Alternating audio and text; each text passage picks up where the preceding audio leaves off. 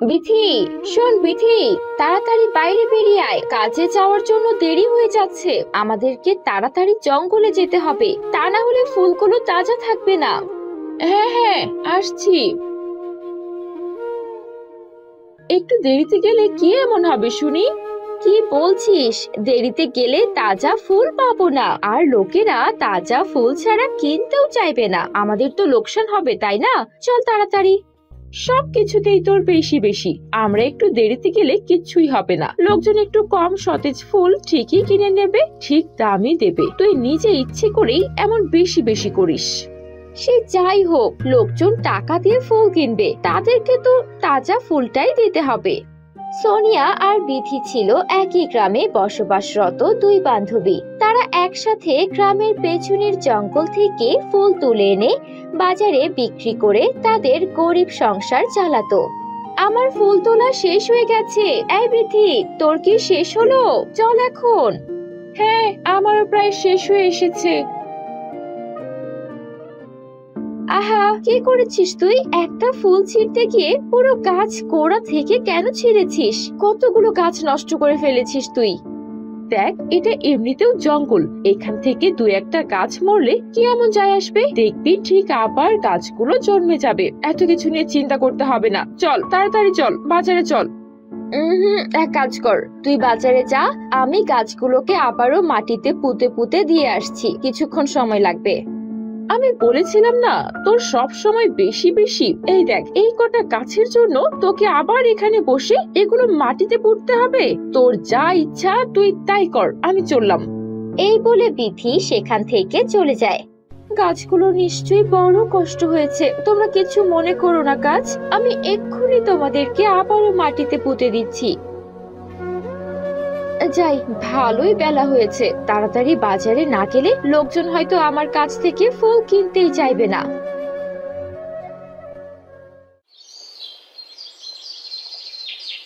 ফুল কিনুন, ফুল, কম দামে তাজা ফুল, জঙ্গল থেকে আনা একদম তাজা ফুল।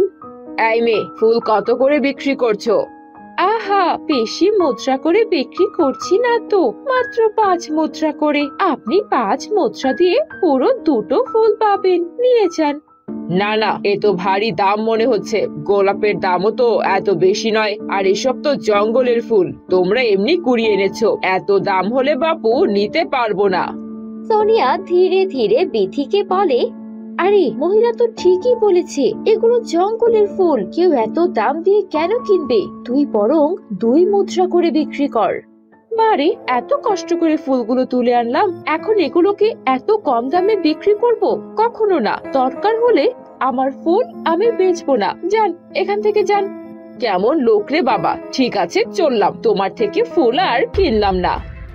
না না, যাবেন না। এই নিন, আপনার যা ইচ্ছা হয় আপনি আমাকে সেই মুদ্রা দিয়ে এই ফুলগুলো নিয়ে যান, নিশ্চয়ই আপনার কোনো কাজে দরকার হবে। এভাবে খালি হাতে যাবেন না কয়েকটা মুদ্রার জন্য। তুমি তো খুব মিষ্টি করে কথা বলো। এই নাও, পুরো 3 মুদ্রা তোমাকে দিলাম। এমনিতে 2 মুদ্রা করে আমি ফুল কিনি, কিন্তু তোমার কথা শুনে আমার ভালো লেগেছে। বিথি এই দৃশ্য দেখে মনে মনে রাগ করতে থাকে। সব সময় এই মেয়ের আদিক্ষেতা একদমই সহ্য হয় না। এখন এমনটা না করলে কি হতো না, এই মহিলার সামনেও ভালো সাজার নাটক করছে। এই নে, এই 1 মুদ্রা ওই মহিলা আমাকে বেশি দিয়েছে, এটা বরং তুই রেখে দে, তোর তো এখনো কোনো ফুল বিক্রি হয়নি। তোর ওই বাড়তি 1 মুদ্রা আমি কেন নিতে যাব? তুই বিক্রি করেছিস, তুই রাখ। আমার ফুল যখন বিক্রি হবে সেই মুদ্রা নিয়ে আমি বাড়ি ফিরবো। এমন করে কেন বলছিস? তুই আর আমি কি আলাদা নাকি? তুই তো আমার সবচেয়ে ভালো বন্ধু। বেলা বাড়তে থাকে, দেখতে দেখতেই সোনিয়ার সব ফুল বিক্রি হয়ে যায়, কিন্তু বিথির কড়া কড়া কথার জন্য বেশিরভাগ ফুল তার ঝুড়িতেই পড়ে থাকে। বেলা অনেক হয়েছে, লোকজন বাজারে আসতে কমে গেছে, চল বাড়ি ফিরে যাই। হ্যাঁ চল, এই ফুলগুলোকে আর কি করব, রাস্তায় ফেলে যেতে হবে। তারা দুজন হাঁটতে থাকে, আর সোনিয়া বিথিকে ডেকে বলে, এই যে এতগুলো ফুল তুই কম দামে না বিক্রি করে এভাবে নষ্ট করলি, তাতে বলতো কার লাভ হলো? তার থেকে বরং একটু কম দামে ছেড়ে দিলেই পারতি। দেখ, তোকে আগেও বলেছি, আবারও বলছি, এসব জ্ঞানের কথা আমাকে বলবি না। পরের দিন সকালে আবারও তারা জঙ্গলে ফুল তুলতে যায়। আমার ফুল তোলা শেষ, তাড়াতাড়ি চল। হ্যাঁ, আমারও ফুল তোলা শেষ, আসছি। মেয়েরা, আমাকে একটু সাহায্য করো। আমি দুদিন ধরে এই জঙ্গলে হাঁটছি, কিন্তু রাস্তা খুঁজে পাচ্ছি না। আমাকে একটু রাজপ্রাসাদের রাস্তাটা দেখিয়ে দাও।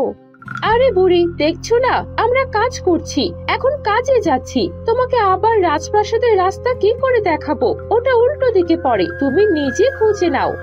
আহা, এভাবে বলিস না, বেচারি বিপদে পড়ে আমাদের কাছে সাহায্য চাইছে।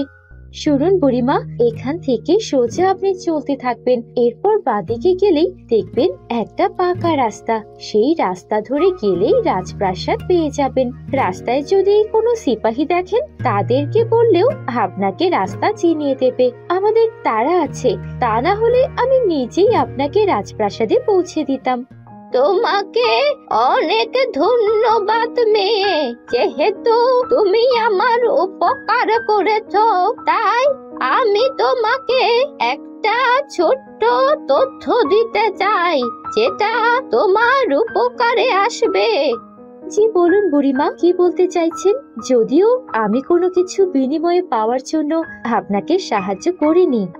আমি জানি মা, তোমাকে দেখেই আমার মনে হয়েছে তুমি একজন ভালো মনের মানুষ।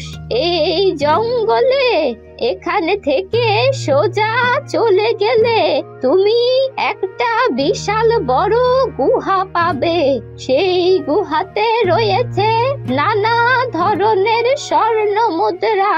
তবে সেই গুহাতে তুমি মাত্র একবার যেতে পারবে, আর আজই যেতে পারবে। যদি তুমি চাও তাহলে সেখানে গিয়ে স্বর্ণ মুদ্রা নিয়ে আসতে পারো। আমি তাহলে চললাম।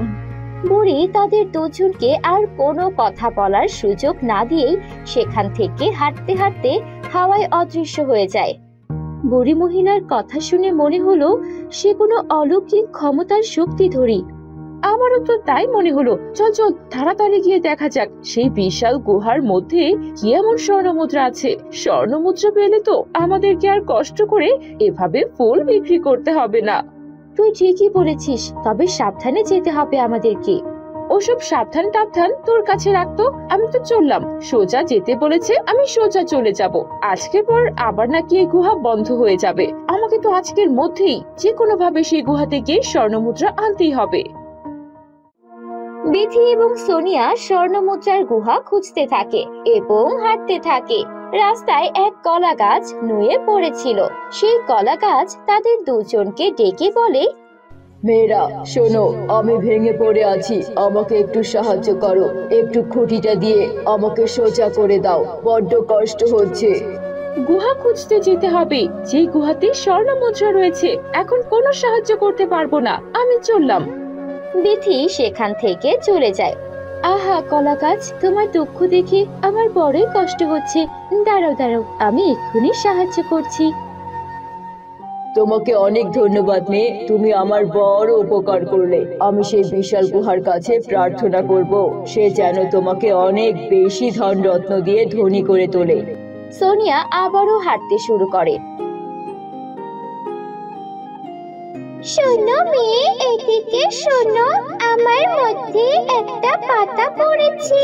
এই পাতাটা একটু পরিষ্কার করে দাও। তোমার আগেও একজন মেয়ে গেল, কিন্তু সে আমাকে কোনো সাহায্য করলো না। আহা, আমি এক্ষুনি তোমার কুয়োর মধ্য থেকে পাতা সরিয়ে দিচ্ছি, তুমি চিন্তা করো না। তোমাকে অনেক ধন্যবাদ মেয়ে। আমি দোয়া করি তুমি যেই কাজে জঙ্গলে এসেছো সেই কাজে সফল হও। কাউকে সাহায্য সহযোগিতা না করে বিথি সবার আগে বিশাল গুহার সামনে পৌঁছে যায়। এ কি এত বড় বিশাল গুহা, কিন্তু এত অন্ধকার কেন? নিশ্চয়ই ভেতরে কোনো স্বর্ণ মুদ্রা রয়েছে। কি হচ্ছে? গুহার দরজা কেন বন্ধ হয়ে যাচ্ছে? আমি কেন বাইরে বের হতে পারছি না? কে আছো? বাঁচাও, আমাকে বাঁচাও। তখনই গুহা থেকে আওয়াজ আসতে থাকে। মেয়ে, তুই বড় অহংকারী। তোর মনে শুধুমাত্র রয়েছে লোভ আর বিদ্বেষ। তুই কারো কোনো সাহায্য না করেই এই গুহার মধ্যে চলে এসেছিস স্বর্ণ মুদ্রার লোভে, আর তাই তোকে সারা জীবনের মতো এই গুহাতেই বন্দী হয়ে থাকতে হবে। অন্যদিকে সোনিয়া যখন গুহার কাছাকাছি আসে, আরে গুহার মধ্যে কত আলো! নিশ্চয়ই এই সব আলো ভেতর থেকে আসছে। মেয়ে, তোমার কাজে আমি অনেক খুশি হয়েছি। তুমি আমার জঙ্গলের অনেক বন্ধুদের সাহায্য করেছো। তারা আমাকে বলেছে আমি যেন তোমাকে সাহায্য করি। এই নাও স্বর্ণ মুদ্রা, নিয়ে যাও, যত ইচ্ছা তত নিয়ে যাও। কিন্তু আমার বন্ধু বিথি কোথায়? তাকে তো কোথাও দেখতে পাচ্ছি না। সে লোভ করেছিল, তার জন্য লোভের শাস্তি পাচ্ছে। তুমি ভালো কাজ করেছো, এজন্য ভালো কাজের পুরস্কার পাচ্ছ। না না, আমার এই স্বর্ণ মুদ্রার প্রয়োজন নেই। আমি আমার বন্ধুকে ফিরে পেতে চাই। আপনি আমার বন্ধুকে ফিরিয়ে দিন। আমার বন্ধুকে ছাড়া আমি এখান থেকে যেতে পারবো না। ঠিক আছে, তুমি যেহেতু বলছো, তাই তোমার বন্ধুকে ছেড়ে দিচ্ছি। তোকে অনেক ধন্যবাদ। আমি এখন বুঝতে পেরেছি, সব সময় মানুষ এবং সবার সাথে ভালো ব্যবহার করলে প্রকৃতিও আমাদের সাথে ভালো করবে। তুমি তোমার ভুল বুঝতে পেরেছো, এতেই আমি খুশি হয়েছি। সব নিয়ে যাও তোমরা।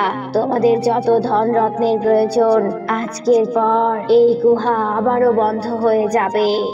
এরপর সোনিয়া এবং বিথি তারা দুজনে তাদের ইচ্ছে মতো স্বর্ণ মুদ্রা নিয়ে গ্রামে চলে আসে।